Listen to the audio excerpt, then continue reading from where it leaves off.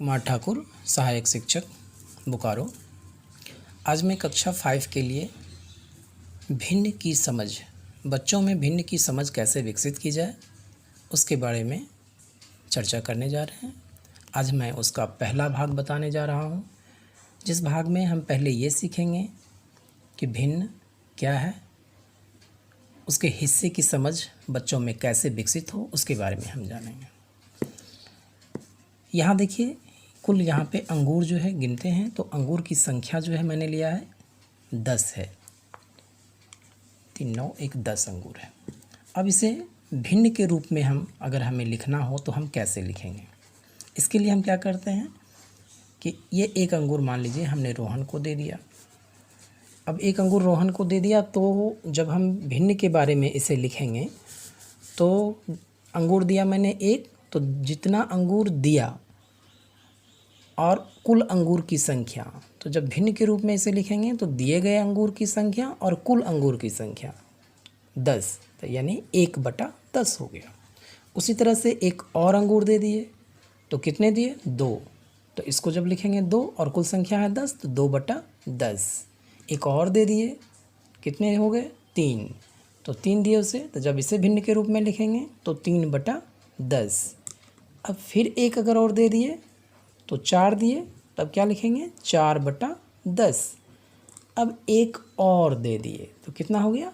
5, यानी आधे अंगूर दे दिए।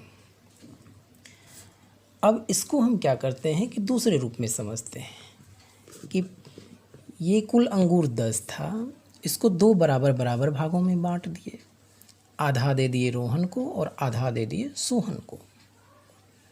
तो आधा रोहन को दिए हैं, चूँकि आधा में ये 5 है, इसको भी 5 है। तो जब इसको हम लोग लिखेंगे भिन्न के रूप में लिखेंगे कि आधा भाग जो है वो आधा भाग अंगूर रोहन को दे दिए और आधा सोहन को दे दिए। तो 2 भाग हमने किया है, तो 2 भाग में 1 भाग दे दिए रोहन को और कुल भाग की संख्या क्या हो गई? 2, तो 1/, इसको जब भिन्न के रूप में लिखेंगे तो क्या लिखेंगे? 1/2।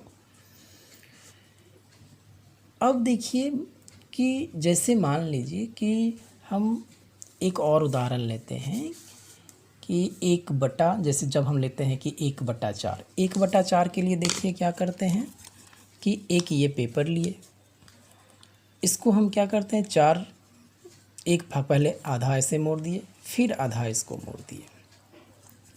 अब इसको जब हम खोलते हैं तो ये 4 भाग बनते हैं, 1 2 3 4। अब इस 4 भाग में क्या करते हैं, एक भाग में इसमें एक कलर पेपर चिपका दिए हैं। अब एक जो कलर्ड पेपर का भाग है, यानी एक भाग हो गए, कुल भाग कितने हैं? 4, तो 1 2 3 4, और रंगे हुए मतलब भाग कितने हैं? 1 हैं। तो जब इसको हम भिन्न के रूप में लिखेंगे तो 1/4, यानी ये हो गए 1/4, जिसमें 1 न्यूमरेटर कहलाता है और 4 जो हो गया वो डिनोमिनेटर कहलाता है। इसी तरह से देखिए, जैसे यहाँ पे ये 3/5 है। अब इसको समझते हैं कि अगर 3/5 दिया हुआ है तो इस भाग में, जैसे ये जो है 5 भाग में इसको विभाजित किया गया है, तो 3 भाग, कुल भाग है 5, तो 1 2 3 4 5, इसमें 3 भाग को रंग देते हैं। एक पहला भाग, दूसरा भाग, तीसरा भाग। तो इस तरह से जब इसको भिन्न में लिखें तो रंगा हुआ भाग हो गया 3 और कुल भाग जो है 5, तो 3/5 हो गया। दूसरा एक और उदाहरण लेते हैं। अगर 1/4 है तो यहाँ पे क्या कर रहे हैं, एक भाग को अगर हम रंग देते हैं तो ये 4 भाग था, कुल 4 भाग है, 4 भाग में एक भाग रंग दिए तो कुल एक रंगा हुआ भाग, और जो कुल भाग है 4, तो 1/4 हो गया। अब मान लीजिए कि इस एक भाग को हम यहाँ पे एक प्रश्न हम बनाते हैं कि एक भाग को यहाँ पे हम रंग दिए। तो जब रंग दिए तो ये जो रंगा हुआ भाग है, यानी जो छायांकित भाग है, जब इसको हम भिन्न के रूप में लिखते हैं तो क्या लिखेंगे? 1/ कुल भाग, यानी 1/4। लेकिन अछायांकित भाग, बिना रंगा हुआ भाग कितना है? 3, 1 2 3, तो जब इसको हम लिखेंगे भिन्न के रूप में तो क्या लिखेंगे, 3/4। उसी तरह मान लीजिए कि इसको यहाँ पे रंगते हैं, एक भाग को रंग दिया, दूसरे भाग को रंग दिया, तीसरे भाग को रंग दिया, है ना।